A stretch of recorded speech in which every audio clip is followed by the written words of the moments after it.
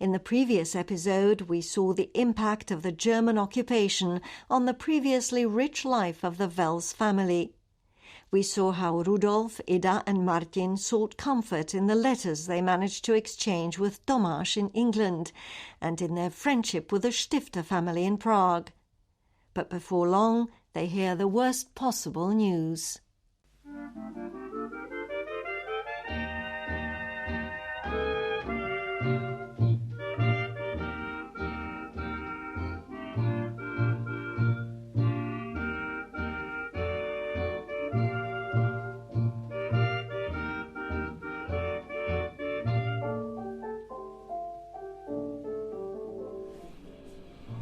I've come back to the half-derelict station in Prague-Bubny, across the road from where I live. A train is passing, without stopping. Today most of the sidings are unused and rusting. It was from here that Rudolf, Ida and Martin were sent to Terezín on the 30th of January 1942, after being held for 3 days in a group of sheds nearby, known as the Radio Market. By a strange coincidence, the Radio Market is just a few dozen metres from one of Rudolf Wels's most accomplished buildings, an elegant apartment block on the corner of Veverkova and Hershmanova streets. The whole building is clad in cream-coloured ceramic tiles. It turns the corner in an elegant curve. The entrance is lined with white marble. It is clean and modern even today, over 80 years later. Standing outside the building, I'm within sight of the place where Rudolf, Ida and Martin were made to wait. It's quite possible that they could see this building as they waited to be deported. But stones, bricks and tiles cannot speak. They were marched down the main road to the station and then sent by train to the Terezín ghetto. I have no way of imagining what those days of waiting were like. And there was no way of sending out messages. But there are people alive who were there with them. Lisa Mikova was 20, a little older than Martin, when she was sent to Terezín, on the same transport as the Wels family. Lisa survived Terezín, Auschwitz and Mauthausen. She does not remember Rudolf, Ida and Martin, but it's quite possible that they met. Today she lives in the Jewish retirement home in Prague, Hagibor. I also meet her roommate, Marieta Šmolková, who had been sent to the ghetto 6 weeks earlier. Tam jsme byli, v Veletržním paláci, jo. They talk about how they were made to gather by the Trade Fair Palace. Mladých jsme se nějak dali dohromady. V tom Veletržním paláci jsme spali vlastně na tom. Both remember that they were kept there for 3 days, with nothing more than the 50 kilos of luggage they were allocated.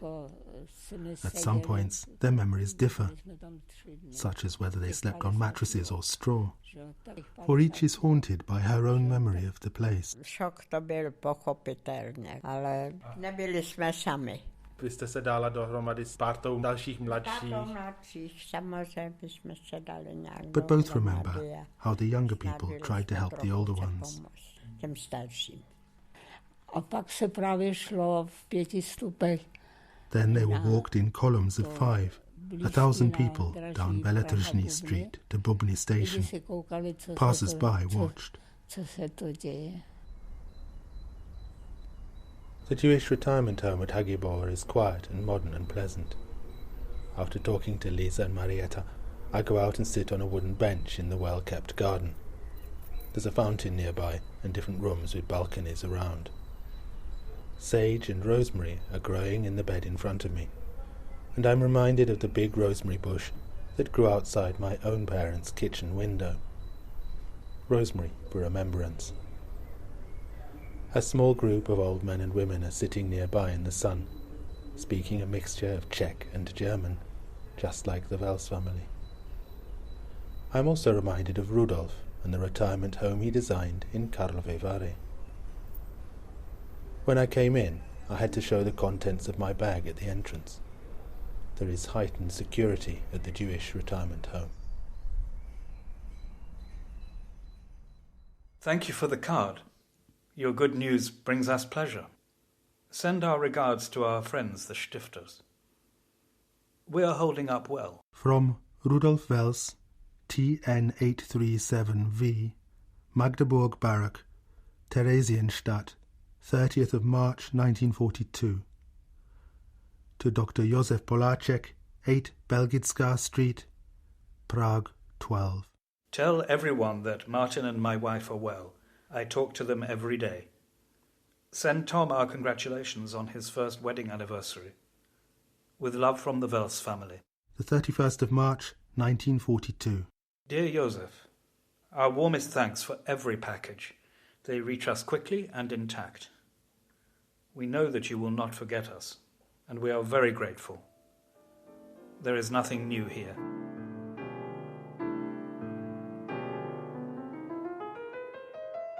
Ida, Rudolf and Martin spend a year and a half in Terezin. They are able to correspond with friends in Prague, and several of their short letters, written on postcards, longer letters were forbidden, have been preserved. In Prague's Jewish Museum, a further fragment of their life in Terezin survives, the so-called yearbook of the Hamburg barracks, where Ida and Martin were both living. They were kept apart from Rudolf. We are the housing committee. Emma Goldscheider, Trude Steinhauer, Trude Klein, and myself, Ida Welsova. The prisoners themselves are in charge of the day-to-day running of the barracks, and they try to make life in the ghetto as normal as possible. The yearbook, written in German, captures vividly the first year of the Hamburg barracks for women and children, up to the 17th of January 1943. It is full of illustrations, some of them probably by Martin. There are chapters devoted to different aspects of ghetto life. Ida's job is to find space for the new arrivals.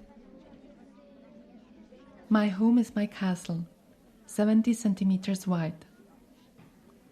For a year now, this old barrack that used to house soldiers has been full of women's laughter and children's tears.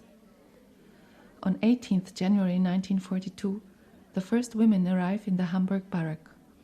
Young, good-looking women who were used to a comfortable life, arriving with a few bits and pieces left to them. A child in their arms. Each one of them has a home somewhere, a 1, 2 or 3 room flat with a bathroom and central heating. Here they have a space strewn with straw, often unheated, cold and as bare as a January morning. There is no point sighing or complaining. 20 have to fit into one room.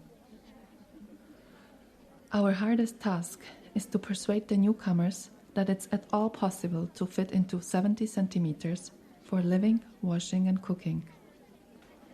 Bit by bit, they get used to it, and in the end, at the end of an extremely hard shift, we hear laughter and sometimes even a song.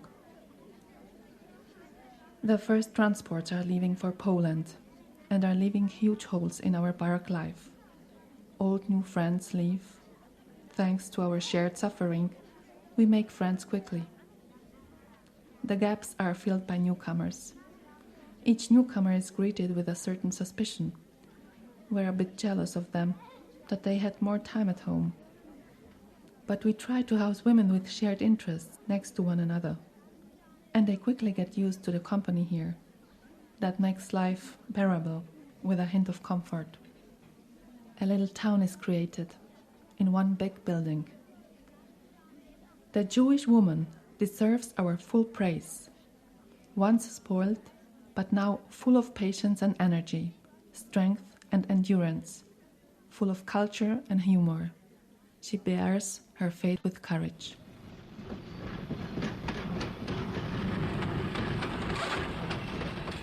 Transport number 2766, 6th of September 1943, from Terezin to Auschwitz. 2,451 people are deported to the so-called family camp in Auschwitz-Birkenau. 11 of them will survive the war.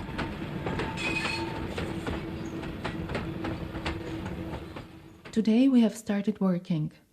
Rudolf, Martin and myself. Please write to us. Let us know how you all are. Say hello to everyone. We are well. Regards, Ida. All three of us arrived yesterday, and they put us to work straight away. You can write to us. 1,000 greetings from the Wels family. When you see the postcards, it's written in such a way that it's just so unlike the way Rudolf writes. It's written more like a telegram, and with very little information actually in it. We have been in the camp for 10 days. It is still being built. We are well and are working a lot. I hope the weather will not get colder. Our regards to all our friends and acquaintances. We think of you so often. With best wishes, the Wels family. There's so much more here that he could have said about his situation, but I imagine that he was very restricted in what he was allowed to say. So, A life reduced to a few words, like a telegram. well, people who have been completely diminished. And here it's one of the very last ones, isn't it? That you can, even the handwriting is scarcely legible. And just very few words and very little information. Yeah, it's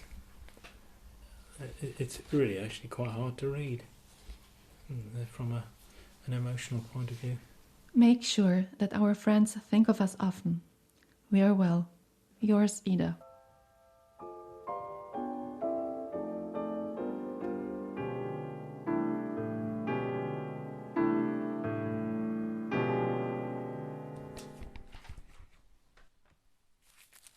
I had no idea how these letters survived, or who Josef Poláček was, the person to whom they were addressed, until I found another letter in the box in Colin's house. It is written in English.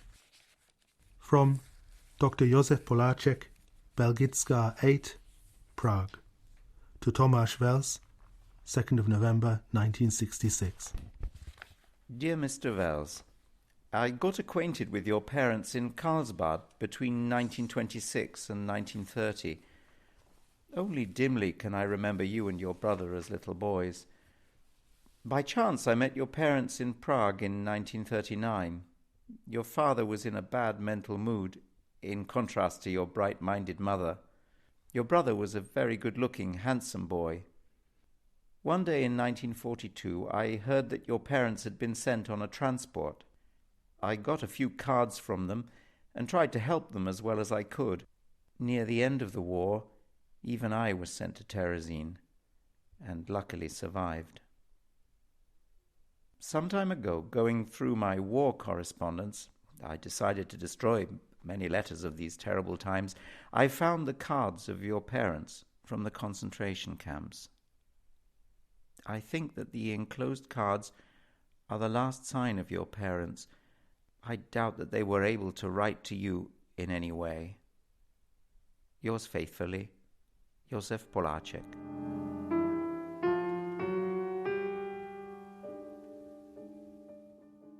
On the 8th of March 1944, all those who had arrived at the family camp the previous September were murdered in the gas chambers. 3,792 people in the course of 24 hours.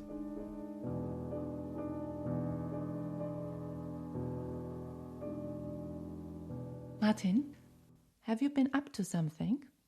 Own up. Better out than in. Raus mit der Wahrheit. You know, I always find out anyway. Truth will out. No, I haven't done anything. It's just that I love you. Du bist mein süßer Bitzelbatzel. How about that homework? My mother, especially with her one sister Noemi, they always, when they met, they remembered verses and they always felt guilty that they didn't help them somehow, or they didn't hide Martin. It didn't happen, unfortunately, but they never forgave themselves that they didn't do more. But this is not the end. Tomáš Wels survived. He spent the whole war in Britain, together with his English wife Joy. He won a scholarship to study engineering in Swansea, and then he served in the Royal Air Force, Coastal Command, 311 Czechoslovak Squadron, and he lived. After the liberation in 1945, Tomáš had no news about his family, and so he went straight to Prague and to Štifter's, and he found out what happened to his family, that they didn't survive. He came by car, and so he took the documents and some of the pictures and things he could take, he took, and he brought it to his house in England, put it in a cupboard, and lived his new life.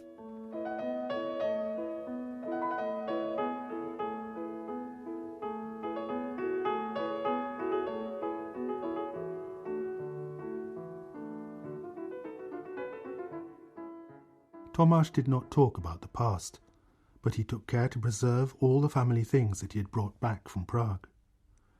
This made it possible for the next generation to pick up the pieces, and for us to tell the story. Nearly every word that we have heard in this serial was preserved in that box. And this is not just the record of a crime, but also a celebration of a family's achievements, and a journey right back to their roots in the Czech countryside.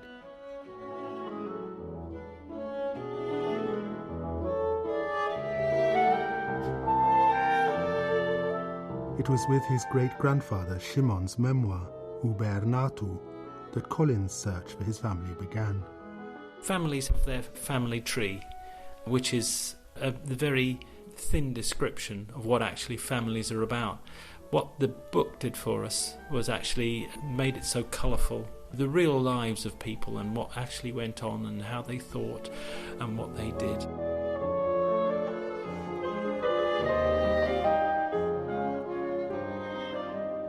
At the request of my children, Rudolf and Inka and Otto, I sat down one quiet evening and started sorting through the memories of my own life and the lives of my parents. It takes it from facts that people died, which is a sort of dry fact, into a very human fact, and one can imagine oneself being in that sort of situation, because the story of their lives is all filled in, not just bare facts. I wrote down these fragments on scraps of paper or on clean pages torn out of my children's old exercise books, and one incident in my memory would call forth the one before and the one after. In just a few weeks there was already a good handful of such scraps. It's an unusual thing for a family to have a chronicle like that, and it's so beautifully written as well. I sought among these memories, as one does when raking over the dying embers in a stove, and I observed just how eventful and interesting can be the life of even the least and most lowly of human beings. It is my hope that always one member of each succeeding generation will continue writing things down, recording their experiences, their sorrows, and their joys. I think what most probably makes it unusual is that it's not about kings and queens and important rulers. It's about everyday, really very poor folk, but written in a way that one can really relate to. And it's a huge pride, actually, that this person managed to get down what their lives were about. I think there's a lot of pride in that. The pride that you feel in your great-grandfather. Yeah, absolutely, yeah. And my grandfather for getting it all written down as well. It feels very special.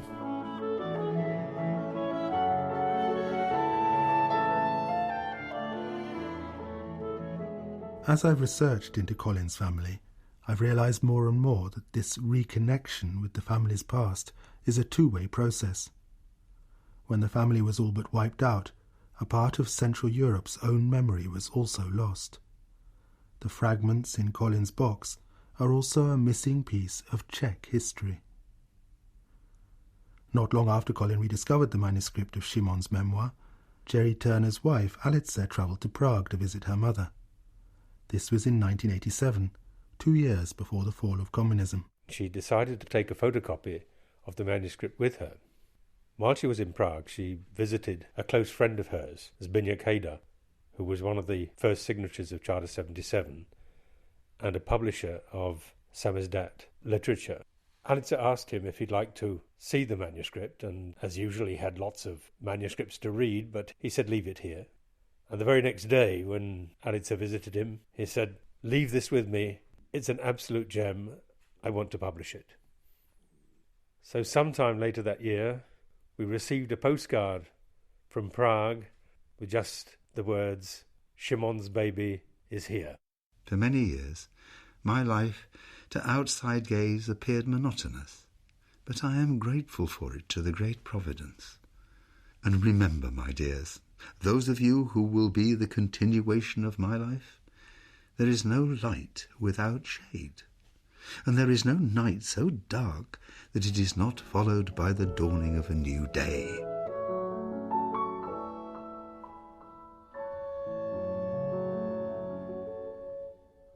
The book, brimming with humanism, humour and openness, tuned in to the spirit of the events that came with the Velvet Revolution in 1989, exactly 70 years after Szymon had written Uber Natu. Again and again, as I've researched for this series, I found that the past and present overlap. There are threads that pass through the Wels family, threads that even Nazi Germany failed to cut. I suppose you could sum it up as a humanist approach to life. It seems to be a thread that runs right from Szymon right through to his great-grandsons.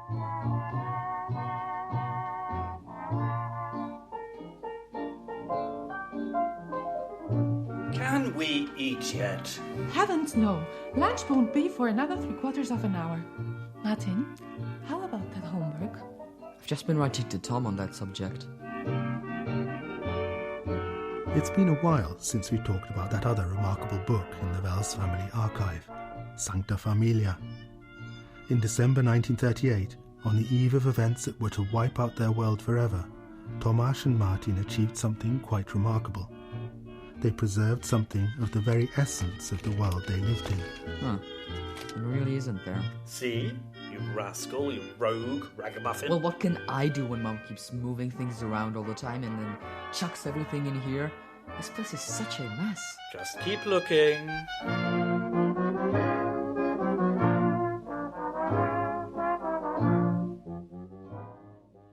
The book is made up of everyday scenes. But it is in the everyday that our lives have meaning. And when the everyday is lost, the little patterns that make up our lives, then everything else is lost with it. Comment trouvez-vous cette famille après avoir fait sa connaissance? Sancta Familia ends with a few sentences which Martin writes to his family in French. Why in French is not clear. Perhaps his mother told him that he needed to practice. She was always reminding him of his homework.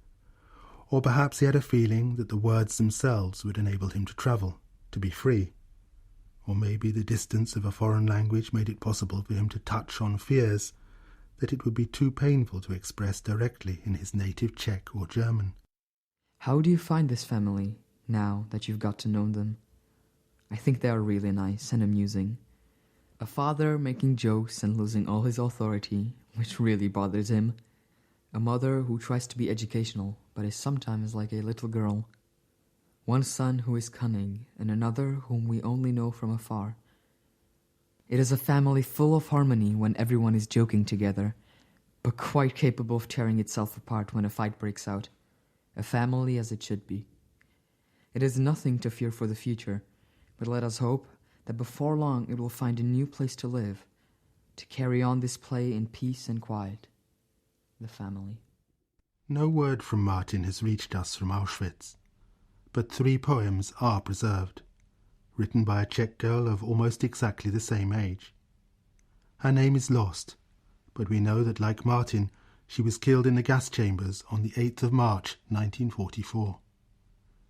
Here is one of those poems, in Jerry Turner's translation. No, there are no rotting crosses on our graves, and there are no arching tombstones. No, there are no wreaths or wrought metal grills or angels with heads inclined, willows and a wreath with golden thread, a candle that burns eternally. We moulder in pits smothered in lime, the wind rustles in our bones. Bleached skulls of hopelessness quiver on the barbed wire, and our ashes go to the four winds scattered in thousands of urns. We make a chain around the earth, seeds dispersed by the winds. We count the days and years, we wait, time doesn't hurry us. And there are more and more of us down here. We swell and grow day by day. Your fields are already bloated with us, and one day your land will burst. And then we'll emerge in awful ranks, a skull on our skulls and bony shanks, and we'll roar in the faces of all the people. We, the dead, accuse.